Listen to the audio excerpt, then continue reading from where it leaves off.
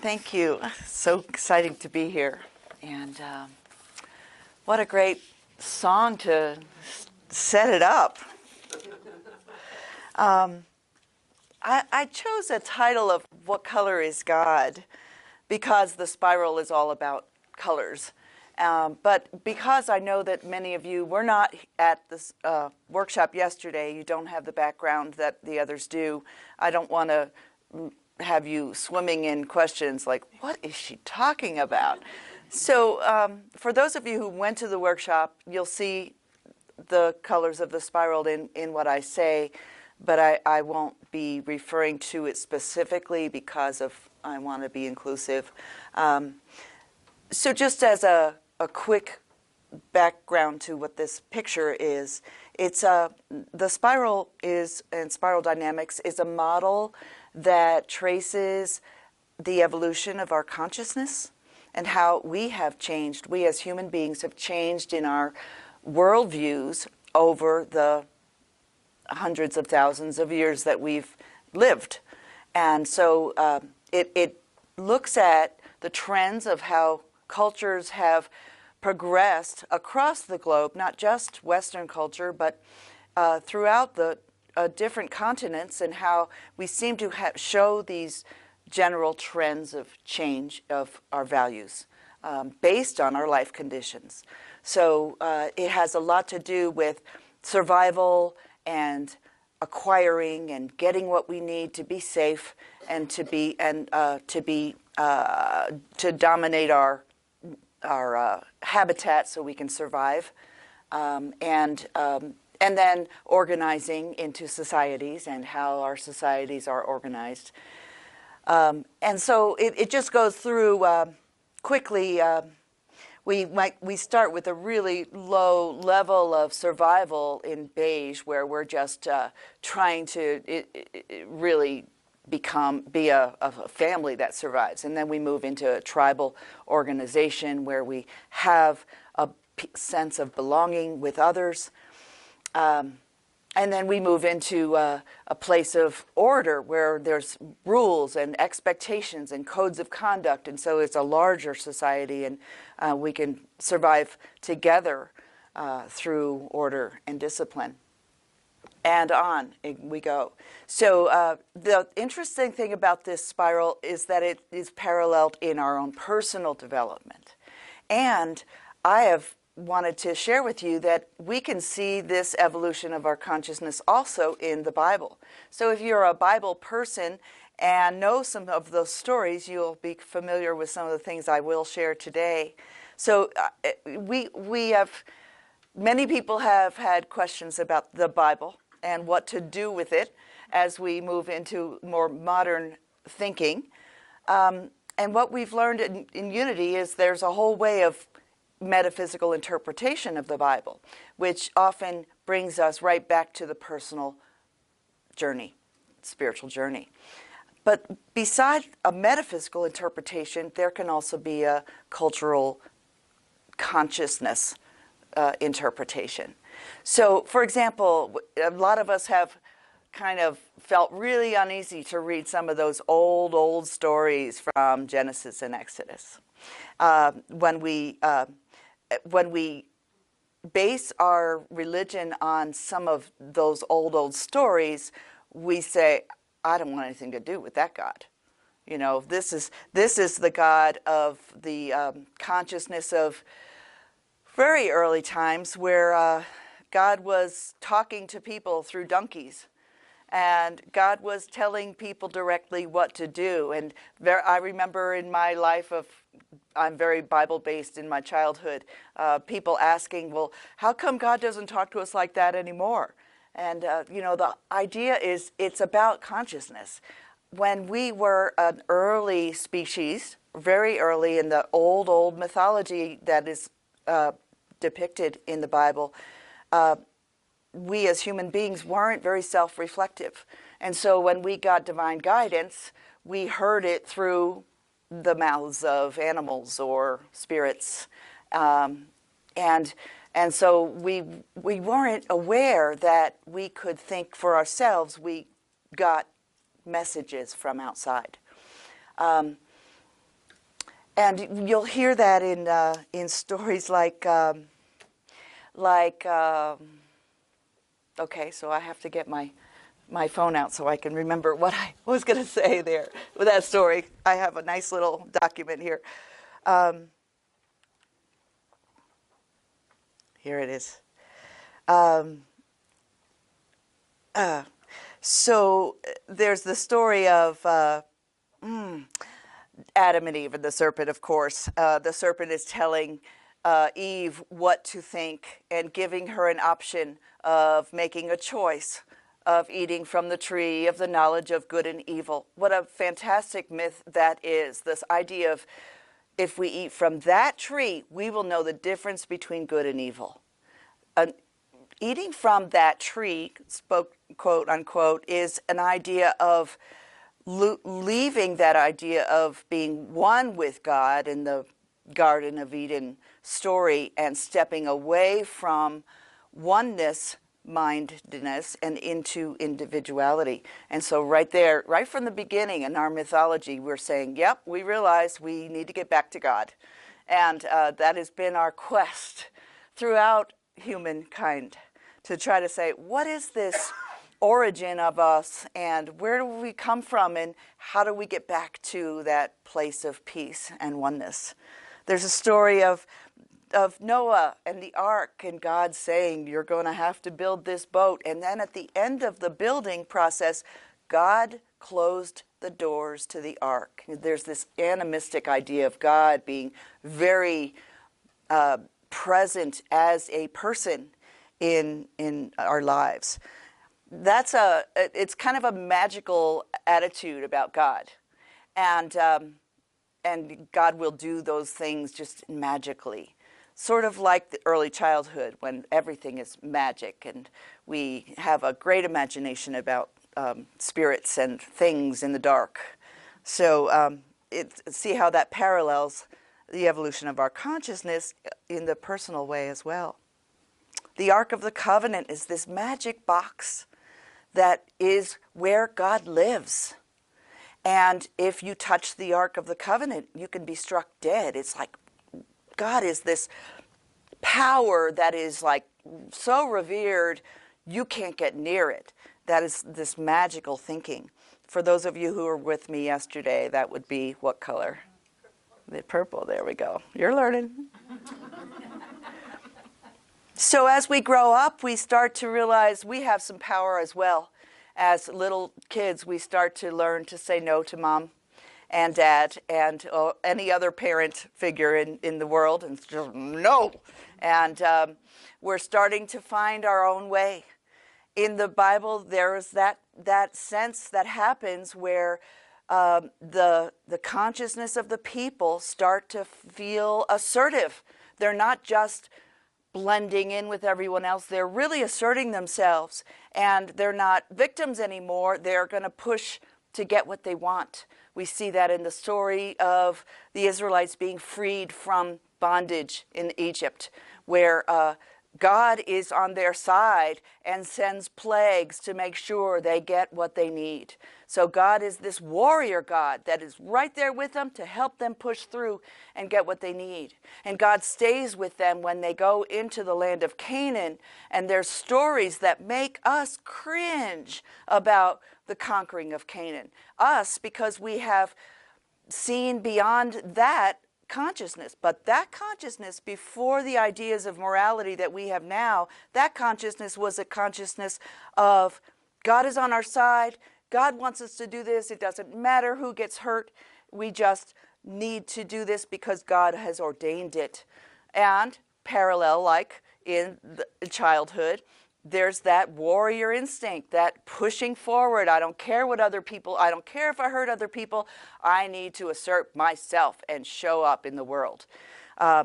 Stories from the Bible are like horrible stories. There's one where this is the tribal time when all those 12 tribes are settling into this land of milk and honey, land of promise, and they have to conquer it in order to attain that land. And there's a horrible story where the people come in and try to convert the town to Judaism. And you know, when someone declares that they've converted to Judaism, a man gets circumcised. So they converted all these people, convinced them to become Jews. All the men went through the circumcision ritual in one day. And the next day, this tribe comes in, and because the men can't fight, they are convalescing. They just kill everybody in town and take all their riches and say, God was on our side. We won. We won the battle. We read that now and we say, oh my gosh, what kind of God is this? What kind of God is this? And this is the God of Abraham, Isaac, and Jacob? I don't want anything to do with this God. You know, so we're looking at this sacred scripture as modern people saying, how can I embrace this scripture? And what we're seeing now is if we can break this down into the evolution of our human consciousness, this is a very clear meme of warrior and aggression and stepping forth and asserting yourself. And those of you who took the workshop yesterday, what color are we talking about? Red. Red is a consciousness of the 3-year-old to 5-year-old. It's a consciousness of the teenager, of surging out and being themselves and finding their way, and sometimes doing it without regrets or remorse about who they might hurt or offend or scare, frighten. When Joshua fit the battle of Jericho and the walls came tumbling down, you know that song. Well, that song is all about that warrior God too. God tells Joshua to bring all the people and stand outside the city with their trumpets and walk around it 7 times, very ritualistic, very primitive ritualistic, and blow their trumpets and the walls will come down. This is the warrior God that brings them into their promise. And again, when they conquered Jericho, they not only conquered it, but killed, here's a quote from Joshua 6. So the priests blew the trumpets, and as soon as the people heard it, they gave the loud shout, and the walls collapsed. Then all the army went straight up the hill into the city and captured it. With their swords, they killed everyone in the city, men and women, young and old. They also killed the cattle and the sheep and the donkeys. Whew. Yeah. What kind of God is that? What color is God was my title. That's a red God. Now, we go, yeah, and this is the God of the Judeo-Christian heritage. Do I want this God in my life? It's about settling in and making your way. But of course, chaos like that and violence like that isn't sustainable. You can't just keep killing if you want to create society. So here comes a new consciousness in religion, in spirituality, and that is going to answer this violent era, which is a consciousness of law and order. The 10 Commandments are introduced, and God tells people how to be. Do not kill. Do not steal. Do not commit adultery. The 10 Commandments. A code of how to live cooperatively with people. In personal life development, that would be that time where you are willing to cooperate. Maybe grade school and high school when you're doing the job and making the grades and pleasing your parents and cooperating and joining clubs and learning leadership and learning how to be in society and fit into it and be cooperative contributor to society. And we'll see that that's a really great place to land, you know. And as Israel gets into establishment, they have prophets that help them understand how to live. And justice, the idea of justice and morality comes up. So it's a real shift in our evolution of humankind's consciousness, explained in the Hebrew Scriptures. This is happening across the world as different religious constructs are introduced in different global areas. So we'll see it in Confucianism as well, and we'll see it in the Jewish structure. We'll see it in the Hammurabi codes and so forth. So all of this era of time where we just start to say, okay, we're going to establish a society of justice and carefulness and caring for others. And the prophets tell the people to take care of the widows and to feed the poor and be humble and to walk humbly with your God. Deuteronomy is filled with rules and how to behave and what to do and rituals about things like that, and consequences. There's a story about Amalek who attacked someone, and when they were down, they were attacked, right? And it says, Amalek did not fear God. This is Deuteronomy 25. Therefore, when the Lord your God has given you the rest of your enemies on every hand in the land that the Lord your God has given you as an inheritance, you shall blot out the remembrance of Amalek from under heaven. Do not forget. So there's real strong consequences, real strong morality. And this is well established by the late prophets of Israel, like Micah, where he says, the mouth of the Lord has spoken. You hear that often. So it's this authoritarian God, not a warrior God anymore, but an authoritarian God that says, this is what you need to do. Here's your covenant. Follow this. It's pretty conditional love. You must follow this, and then you'll have justice and safety. And this Micah, he has told you, O mortal, what is good. And what does the Lord require of you but to do justice, to love kindness, and to walk humbly with your God? That's a strong, strong verse that we love right now. In our consciousness now, we embrace that, to do justice, to love kindness, and to walk humbly with your God. This is the God of the blue meme. And it's a God that really helps the people to feel a belonging, to know what's expected of them. And it is the meme that really carried us in our consciousness through to establish the Jewish religion, the Christian religion, the Islam, as well as Buddhism. And all of the major world religions are established in this blue meme of follow the rules, do what you're expected to do, and your world will be good. We've had that a lot in our personal development until we get to the point where we say, but I've just got to be me. I've got to move out and try something different. I don't want to always conform.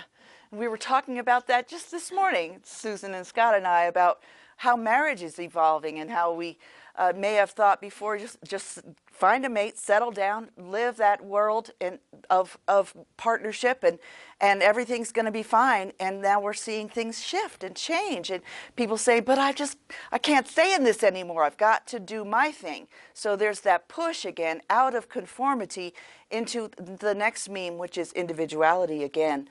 And now we're talking about from blue to orange. These colors aren't very good.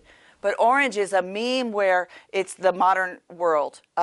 It's the world of invention and exploration and communications in a more global way. It's really the first level of global thought. And so orange in the personal life is that individualism, that we want to really prove ourselves, try something, set a goal and achieve it. Perhaps in the child, it's when they say, I'm going to go to college and I'm going to set a goal and I'm not going to do what my father did and my father before that. I'm going to set a goal. I'm going to try something new. In our larger consciousness, it's the race to the moon and Christopher Columbus finding a new world, all that branching out and trying new things and testing oneself. It's very individual. Now we get to the place in the Bible where there's less and less indicators of these colors because the Bible was written during that blue era. But we see little glimpses of this individualism and this modern modernist point of view, which is mostly thinking and rationalism. We see little bits of it in the Greek philosophy influence with Ecclesiastes, where we see Ecclesiastes 5, "This is what I have seen to be good. It is fitting to eat and drink and find enjoyment in all the toil which is, for this is our lot. Likewise, to all whom God gives wealth and possessions, and all whom he enables to enjoy them and to accept their lot and find enjoyment in their toil, this is the gift of God. For they will scarcely brood over the days of their lives, because God keeps them occupied with the joy of their hearts." So it's a shift from conformity and obedience into exploration of the good life, wealth, living for today, enjoying good food and good wine. This is that personal exploration of creation. Ecclesiastes 11, "Banish anxiety from your mind and put away pain from your body, for youth and the dawn of life are vanity." Vanity meaning it's a temporary structure. It's in the wind. It's vapor. Vanity is like vapor in the Greek translation. So, and I hear New Thought in that message. Listen to it again. "Banish anxiety from your mind and put away pain from your body, for youth and the dawn of life are vapor." We'll say, okay, so it's a little skeptical and it's pretty hedonistic, and yet New Thought can, in contrast to the discipline of traditional Christianity, can look pretty selfish. It's about me. It's about changing my thoughts to change my world. It's not so much the self-sacrifice of traditional Christianity and the blue meme, but it's the I am valuable. I will find my worthiness. I will feel good about myself. That's this modern meme. In modern society, a lot of us have put away the Bible. We have put it on the shelf to let it collect dust because it just doesn't speak to us anymore, because we're looking at the old memes that we just don't identify with anymore. And a lot of us have found that it's just useless to us to use the Bible. So and I was one of those for many, many years. In fact, I probably wouldn't have taken it out again unless I had to take those SEE courses. And they said, "Bring your Bible to this class." I go, "Oh no, oh no, I have to deal with that Bible." And thankfully, in metaphysical interpretation gave me an in to be willing to even think about it. But the metaphysical interpretation is just one way. I find this evolution of consciousness way a much more exciting way to make sense of the Bible. To see, just like we see Greek mythology and Native American mythology and Chinese, Eastern mythology, to be explanations within the myth format of literature, explanations of our existence. And so, yes, divinely inspired, probably, because it's just got such wisdom, even though it sounds, some of them, those old phrases that I just talked about, those stories are so hard to deal with. So in this modern era, we often can dismiss anything we attributed to God. Now we can say it's rational, it's scientific. We have the understanding science-wise of what God is all about. It's really just science. It's things that we know, biology and physics and quantum physics. It's not God, it's science. But we realize also that there's more to life than just rational thinking, and rational thinking can be devoid of compassion and community. And so when we evolve into a place of wanting community again, like we had in that traditional Christianity, when we want community again, we come together, but perhaps for a different reason, rather than the old church, the old-time religion of coming together to all to stay within your place in society. Now it's coming together to share your feelings, to support each other, to express yourself, to support each other as you go through your challenges in life. As much as we can explain things with science, when our beloved is hurting or is dealing with cancer, science isn't all that we want. We want the support of community. And stepping out of community, we want to help others, because we hear in the Bible stories like Jesus saying, be kind to others and give to the poor. And so, yeah, it's our calling to help the poor. And in comes this whole idea of the social gospel, where God has a preferential treatment for the poor. And so we go out and we do great things to help others. As volunteers, we help others in the name of God, in the name of Christianity. Great stuff. And that would be, we're stepping out of individualism and rationalism into community, which would be the green God. Jesus reacts against materialism in the Bible, right? Where he says, you got to stop these trading and all this materialism that happens with in the temple, and he gets really angry and he throws over the temple tables and money goes scattering all over the place. And he said, this place is a house of prayer, not a house of thieves and wheeler dealers. So Jesus is really pushing that idea of compassion and deliberate thinking about your spirituality, and that would be the green God. Paul talks about it too, where he says in Galatians, why then the law? Before faith came, we were imprisoned and guarded under the law until faith would be revealed. Therefore, the law was our disciplinarian until Christ came. There is no longer Jew or Greek. There is no longer slave or free. There is no longer male or female. All of you are one in Jesus Christ. So there's that piece of equality, egalitarianism, breaking down the walls that society has put in between us.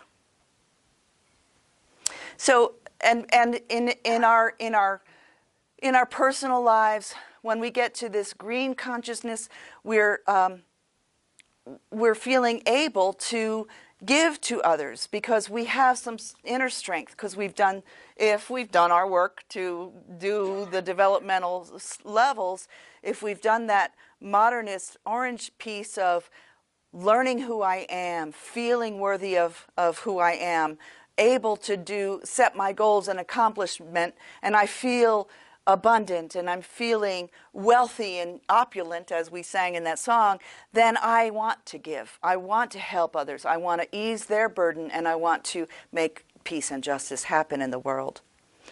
But the big thing that I want to really bring home to you is how we can move out of that idea of I'm better now, and what I did before was not so good, and the previous levels before me wasn't so great.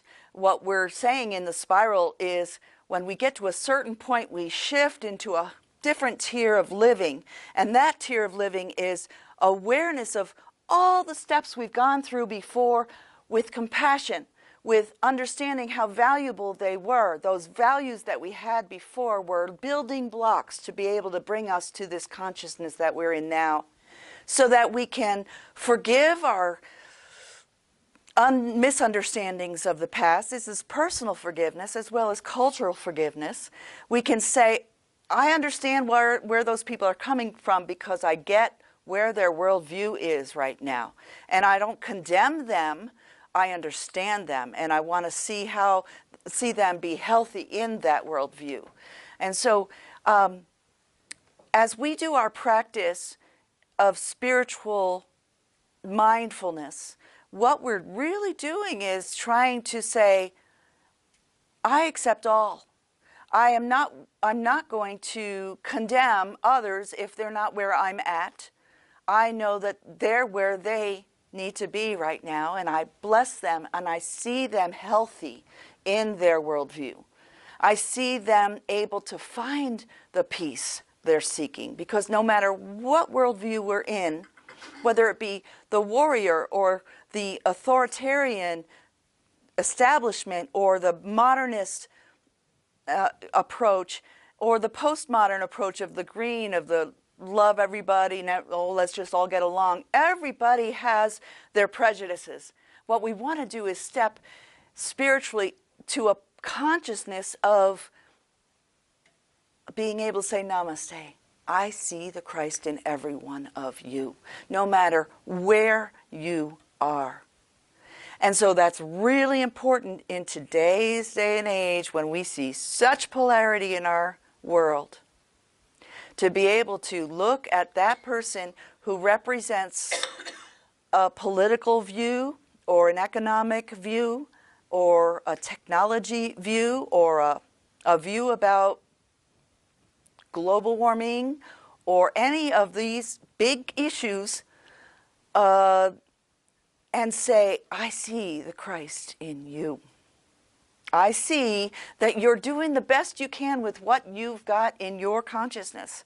And I bless you and hope that you can be happy and healthy in that space. I don't think any of us want anybody else to be in a state of agitation.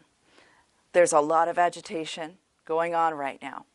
So we're asking ourselves to step above all that fray and be able to see every faction of our world, of consciousness of the humanity, with compassion, without judgment. Very challenging to do in this day and age. What I'm talking about now is what in spiral dynamics calls the second tier, the yellow turquoise bands of integrative and holistic. I also talked to you about this book that Robert Brummett wrote. He's a teacher at Unity Institute. He was my teacher when I was there. He's still teaching with some of the online courses. And he wrote this depicting spiral dynamics. And then toward the end, and toward the middle, he talks about how you can do your personal work to move through these levels of consciousness and to really become that integral person who can really love those who are in a different place than you. I did a lot of work with this about forgiveness. Forgiveness really spoke to me a lot about that. I've got notes in the back about forgiveness. But I want to share with you, especially for you as a small group of people who are finding your way as a new spiritual community and hoping to grow, to be able to reach people who are looking for something like this. Some of the things that he says right toward the end are guidelines for conscious evolutionaries. And I think all of you are, all of us are, I am. What I mean by a conscious evolutionary is somebody who is aware that I have awakened, and now I want to continue to develop myself to be able to be that integrative, inclusive person that no longer sets up walls to separate myself from someone else just because they think differently than me or the color of their skin is different. So I want to share just the 5 points that he has here. First, he says, make friends with paradox. Make friends with all the paradoxes that we see in culture, in our world. Realize that paradox is a human construct, that we can actually have both and. For example, there's been a debate, is God transcendent or is God immanent? Is God out there or is God in here? Well, duh, why not both? Because who is God or what is God? As we continue to evolve, we keep defining God differently. So God was that voice that told, Adam or Abraham to kill Isaac, right? What? God wouldn't tell Abraham to kill his son. No, but in that consciousness, that was the story to explain that Abraham was obedient. He was evolving into that obedience kind of authoritarian blue meme of obeying God. So there's a paradox. paradoxes about God all through the Bible. He says, make friends with paradox. Realize that paradox is a human construct and we have invented it so we can release it. It's not reality with a capital R. You can have multiple perspectives simultaneously. You can listen to someone who is angry and afraid. For example, the men and women who marched in Charlottesville, Virginia, who said, Jews won't replace us. You know, can I listen to that man and hear him, even though I'm so far away from that? Can I listen with compassion? Can I see a little bit of me in that? That shook me up when I thought that question, and I really understood, as a white person, I am a person of privilege. And so actually I'm not a white, radical, nationalist, angry person. But am I a white person of privilege? Indeed I am. Do I have more privileges than others because of my skin and color of my eyes? How ridiculous. But it's true. I did grow up with more privilege. So there's a piece of me, my little shadow stuff, in that scene that was so ugly and scary in our country. Realize that all of everyone's perspectives is a piece of us because we're all one. So the compassion and toward that paradox is really important for us. Secondly, he says, cultivate the power of attention and intention. Cultivate the power of attention and intention. Be mindful. Notice your thoughts. We do this with Unity. It's our practice, and it's very, very important. Notice your thoughts. Be your own observer. Notice where your attention is going, and notice how you might be able to change it by making an intention to change it. So if you have a gripe, person who said it isn't here today, I just want to get through, I just want to be able to have, to put up with tailgaters, people who run right up to your bumper when you're driving and you just want to get out of the car and say, stop it, leave me alone. Okay, well it's a silly thing and it makes us laugh, that's why I brought it up. But there are so many times where we get irked by people. And we say, why are they acting that way? Notice your attention. Where does your attention go? Is it going to judgment? Is it going to, I want to change that person? Notice that and step back and say, do I need to change that person? Will changing that person make my life better? What will make my life better aside from changing that person? How about changing my reaction to them? And not even having a reaction, or having the automatic reaction be, after practice, this can happen, the automatic reaction be, bless you, I'm okay, you're okay. You know, standing in line at the checkout counter, how many times have we started tapping our foot like, oh, they're taking so long, or so, suddenly they pull out all these coupons and half of them are expired. And you just want to buy 5 things, you know. Practice. Immediately I think, oh, I should have taken it. It always happens to me. I'm in the wrong aisle. Second thing you think is, it's okay. What if I take 3 more minutes? What would it be? Would that be the end of the world? I'm going to bless this person in front of me and hope that all of her coupons are valid. You know?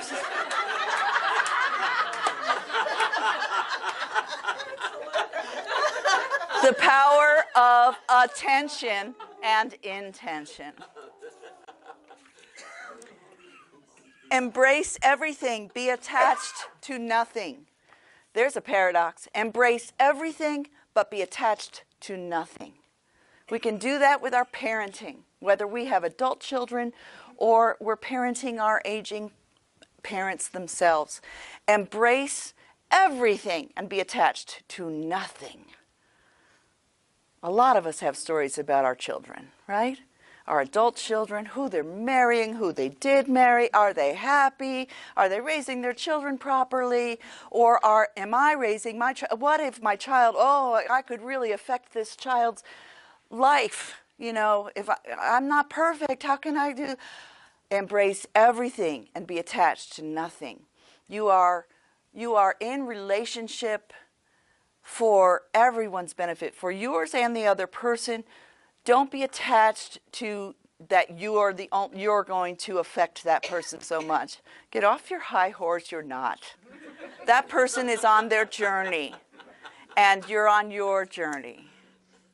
And so be attached to nothing. That has to do with material things as well. And so many people have a hard time. The obvious example is downsizing. How hard it is to let go of those things. Every item has a story. And then you say, but they're just things. And so that attitude. Embrace everything. You love all your stuff. But you don't have to be attached to any of it. And it doesn't decrease your value or your character if you let go of those things. Think about if you lost it all in a fire or a flood. Would it change who you are? It would bring you grief, but would it change your value? And in that way, you can be not attached. Not attached. So that's a peace, not clinging, releasing at the appropriate time.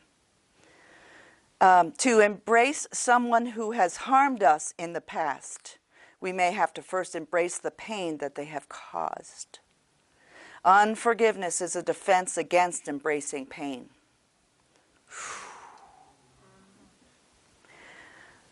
But ultimately, we see that the only way to release something is to embrace it with compassion. So if you have a story about someone who hurt you, try to change that story into, this is what I did and this is what I felt. This is what he or she did with me, and this is what we both felt. Rather than saying, this is what he did to me and now I am hurting. So just recognize the feelings without putting a judgment on those feelings. Very interesting idea for forgiveness. And finally, to birth new worlds, we must dance with chaos. More and more of us are starting to notice that change is happening faster and faster in our world, and it seems to be more and more chaotic. And chaos is also the lack of security. A lot of us have a lack. I just heard of 60%, 65% of the United States citizens, residents, have less than $2,000 in the bank. So when it comes to one catastrophic thing happening, they're in trouble. So, you know, a lot of us are dealing with chaos and insecurity right in our faces. Maybe you're not, but you know of somebody who is there. You know of plenty of people in your town who are in that predicament. And so what they have to do, and they're facing every day, is that chaos of insecurity. And in a global way, that's how we're seeing every day we wake up and, oh no, now what happened? You know, there's something going on. It used to be once in a while you'll hear about a scandal or a crisis. And now it's like every day something's happening. Simultaneous things are happening. We've got a weird situation going on with Saudi Arabia. We've got a migration of 4,000 people coming up to the United States right now from Mexico.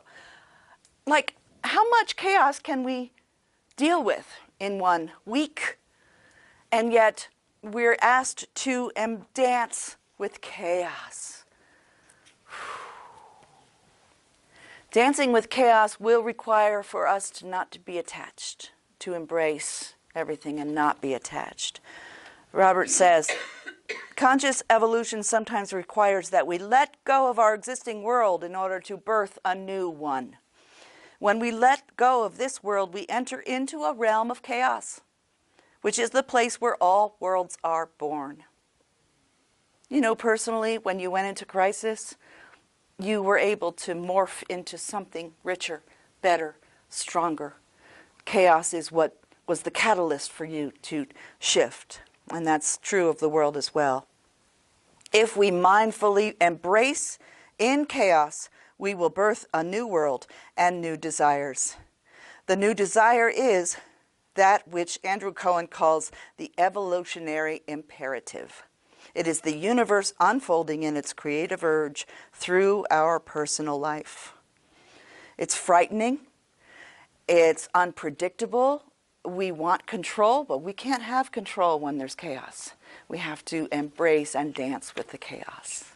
Think about those children who we just watched sing in that special music, where they're singing from every part of the world, all these different kinds of kids singing, "Make a better world for you and for me." That is the song they're learning as 10-year-olds and 12-year-olds. That's the song that will sing in their heads as they jog when they're 20-year-olds. They'll remember that song and they'll say, "Are we making a better world? Let's help that generation go into a space of more peace, more security, in a different way. Not the way it was in that blue meme when everything was authoritarian and peaceful and calm and everyone conformed. Not the way it was in the purple era when we all were in tribes and we had to follow the chief, but in a brand new way, in a global view of the second tier turquoise world. And if you're frustrated with my color things, read this book, you'll get it. A way that it's holistic, that we see this entire sphere as one.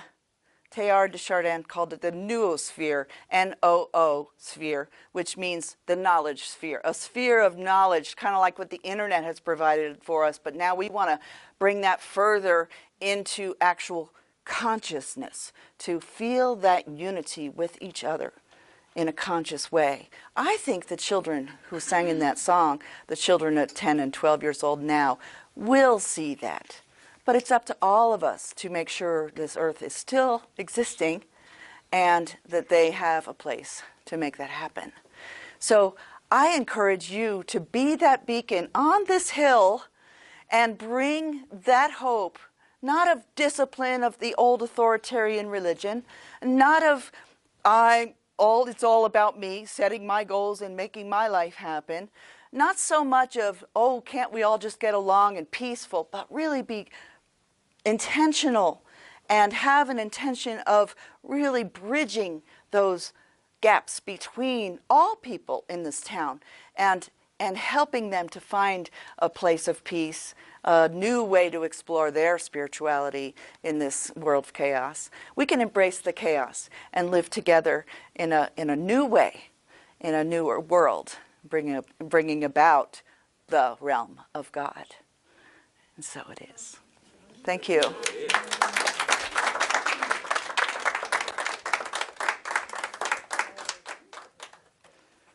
So let's have a meditation time. And if you don't mind, I love to sit when I meditate, so I'll sit with you.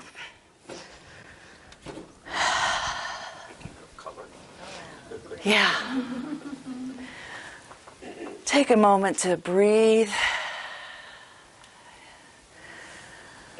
Drop into the true self-center that you are and know that you are beloved.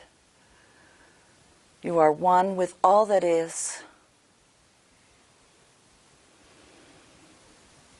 Every stage of your life has brought you to this place right now. Think a thought of gratitude for all those mentors and teachers who have shown you their values, given you opportunities to make choices, to weigh, to embrace the paradoxes.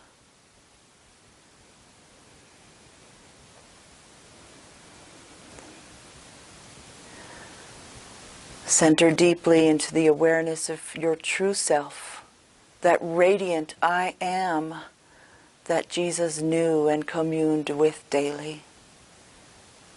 It is within you. It is you.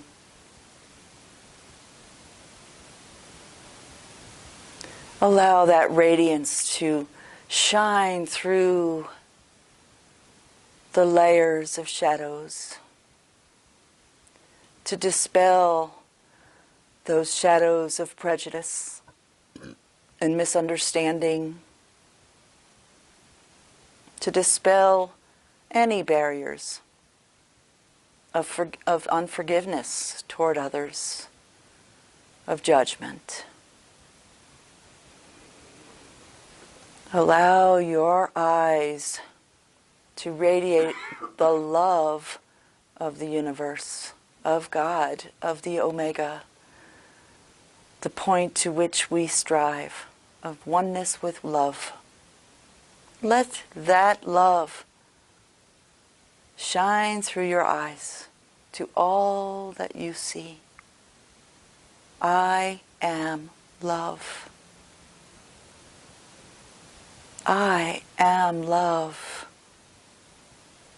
I am light. I am the light of the world, and I allow this light to shine.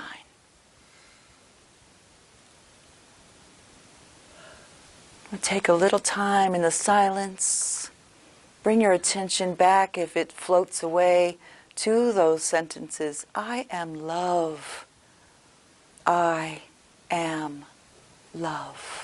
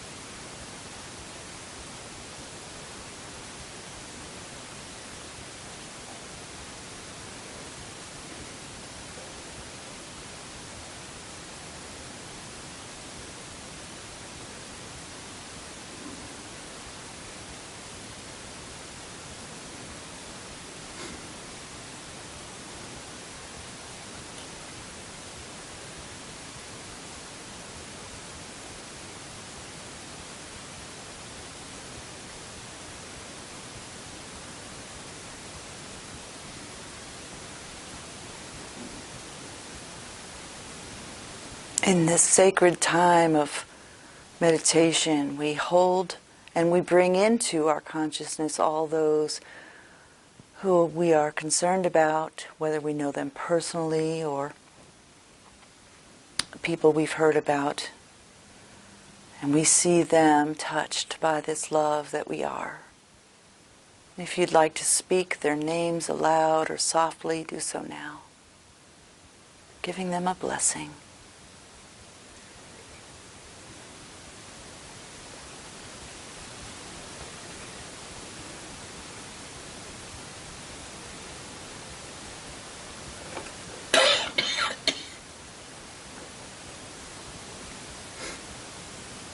We are so grateful for our awakening to our true self. Grateful for this community that helps us to explore ourselves and each other, support each other, and what it means to be the light of the world. We're so grateful for this time together.